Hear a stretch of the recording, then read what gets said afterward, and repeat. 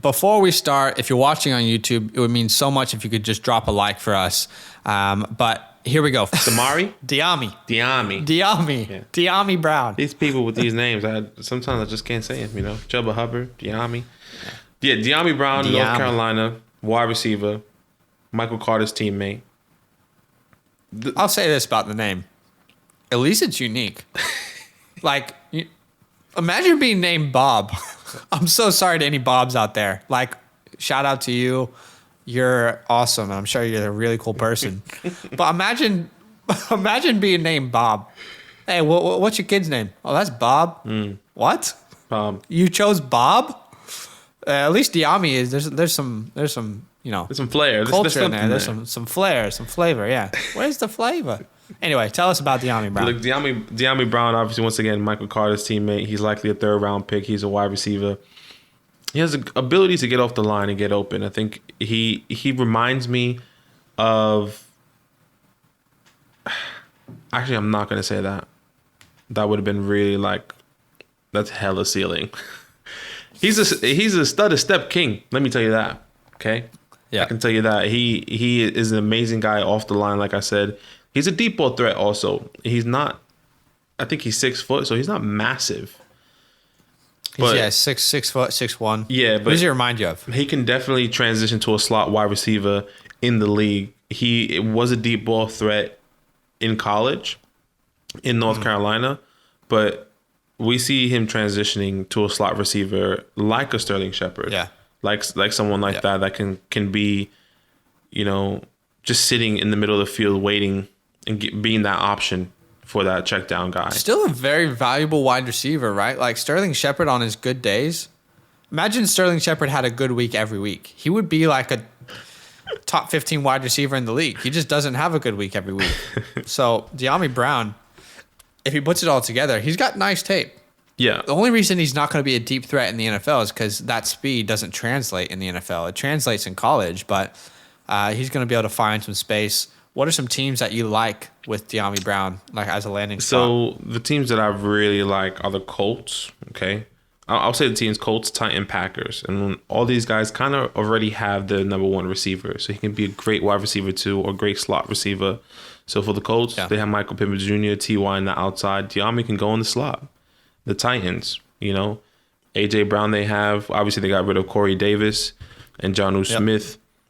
He can either play that slot receiver or come in on the outside, depending on how they want to use him. And the Packers, once again, they have Detective Adams, NVS, all those guys are there. He can fit in the slot and be that guy for Aaron Rodgers just to throw a dart. And Dyami Brown is running up the middle of the field, the 50, the 40, the 30, the 20 is a touchdown.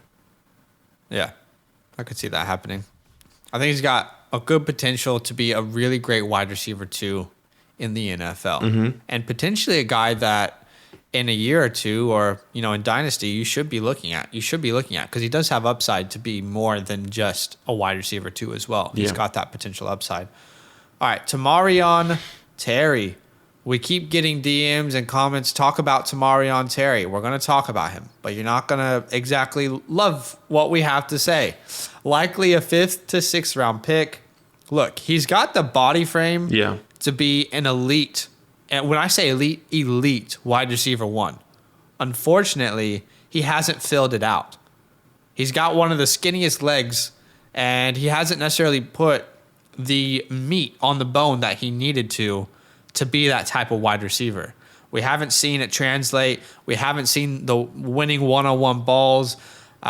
What does he have that's great? The size and the speed. He's got elite speed. We can't take the speed away from him. A comp that we have seen that we do like is MVS. Marquez Valdez-Scantling out of Green Bay. I like that comp because both have amazing upside, but MVS is more likely the role that he would fill rather than like the Calvin Johnson, the Julio Jones type role, because he's 6'4". Yeah. He is big. He's massive. But he just wasn't able to put it all together in this amazing, beautiful package of an elite wide receiver. Yeah, I completely agree. But Tarmorrion Terry does show glimpses, and that's why we're talking about him. Like Zach said, he has that speed, he has that big body, so he can do something with that already as is. He just needs to find that third piece, that missing piece of the puzzle in the league, and he can become something special. When I was watching this guy's tape, I was like, I believe his absolute ceiling could be a DK Metcalf. He is a little, I think he's 1 foot taller than DK potentially. 1 inch taller. He's a lot smaller than DK. This guy is 7'4". No, jokes. Yes. He's a lot smaller. When I say smaller, skinnier. So he doesn't have that strength, that body, and we haven't seen that. But I saw that glimpse. I was like, that can be his ceiling. Doesn't mean he is DK. Yeah. Doesn't mean he's going to be. But if we want to give you something positive, that's something positive that I can give you. He just needs to find that missing piece. Yeah. The issue is DK's like a gym monster, and we haven't seen that from Tarmorrion. Has a frame again, but it's the off brand. It's when you go to Walmart and you buy the Walmart brand instead of the real thing. Save some money. Raiders, Lions, Chiefs could make sense. Mm-hmm. Chiefs is the sexiest team because could easily fill the Sammy Watkins role. Mm-hmm. Maybe it could grow into a better role.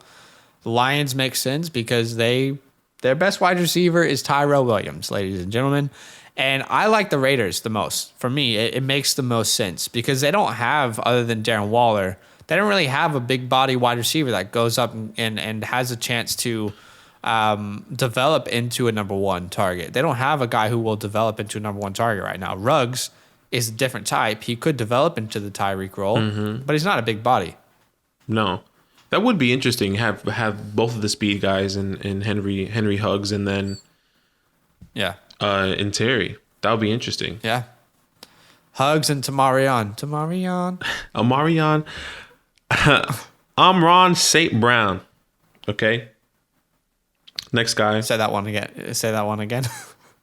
Amon-Ra. Amon-Ra St. Brown. Again, at least it's not Bob, ladies and gentlemen. It's Amon-Ra St. Brown. It's actually a pretty cool name. Like if he becomes a star, that's a pretty cool name, Amon-Ra. It sounds like what's that? What's the leader of the League of Shadows in Batman? I was gonna say Ja Rule, but that's not it. What's the name? Ra's al Ghul. Ra's al Ghul. Al Ghul. It kind of reminds me of that. But anyway, sorry. We love this guy. We love Amon-Ra St. Brown, don't we? I love Amon-Ra St. Brown. He's likely a 3rd round pick, and I think the reason why I like him is because he can fit anywhere. Okay, he has the ability to play all over the field. And one thing that I saw and what a lot of other places were saying about him was that he has a full route tree. And if you know what that means once again he can fit anywhere on the field, and he has the ability to run a great route no matter where he is on the field. Yeah.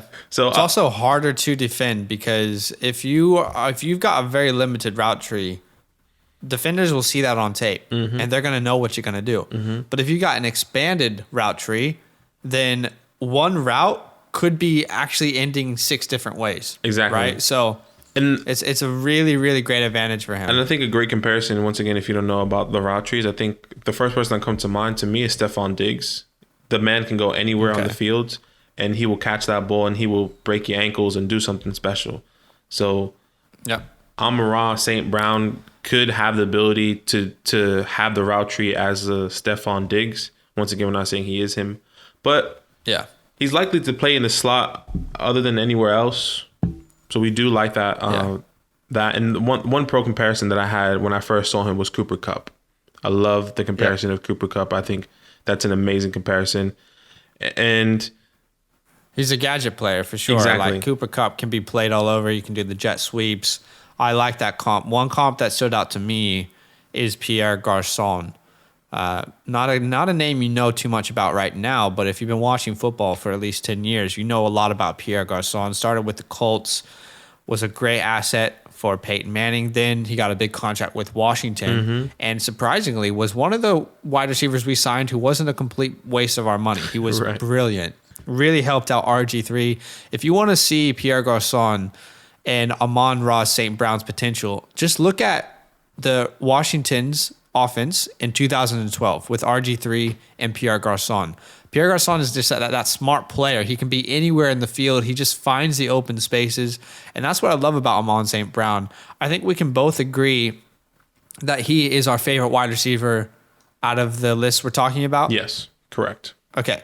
So he is our favorite. I love the comps. I think Diggs is the absolute ceiling. Cup is a little bit like more ceiling, and then Garcon's realistic of what could potentially happen.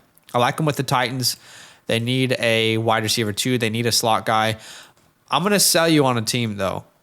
The Los Angeles Chargers. Oh, boy. In one of our previous mocks, we had Jalen Waddle going there, and that's great. But maybe instead, they're different players. But maybe instead you get a piece that's not so sexy, an offensive lineman, a defensive lineman. Right. Someone to help your team in the areas that aren't offensive. And then in the second or third round, you grab Amon-Ra St. Brown. You got Keenan Allen on the left. You got Mike Williams on the right. And then in the slot, you're moving around Amon-Ra St. Brown. You already improved your offensive line. Austin Eckler is going to have a bounce back year. Justin Herbert's going to hopefully continue his breakout. Right. I love the Chargers. It's my favorite landing spot for him. I love that. I love that spot as well. I think that's a great fit. I mean, let's do it. We're doing a mock draft. Let's do it. Yeah, we are doing a mock draft today, actually. Very soon. Mm-hmm. Very soon. 8 p.m. Eastern Standard Time. If you want to join us on YouTube, we're doing a live mock draft with all the community. All you got to do is comment who you think should go at that spot, and we will draft them. Okay, last guy on the list is Tutu Atwell out of Louisville, Badaki. This guy's been rising up draft boards like crazy in the last week. He has, and let me tell you why he's been rising on the draft boards. He has elite speed. Elite. Yeah. Okay. He ran a 4. That word gets thrown around, but this is genuinely elite speed. Yeah. And I think this is his absolute best. His best 40 time that he ran in his sophomore year in college was a 4.27. He just ran a recent, obviously for the pro day, he ran a 4.37. So it's not anything. It's still crazy fast. Okay. Yeah, absolutely. But the man is tiny. He's 5'9". He's 165 pounds. He is way, way, way too undersized to be any type of receiver in the NFL. And if we had to give you a pro comparison, we actually have him here on the show today. And that is Zach Savage. Zach Savage is probably about 5'8".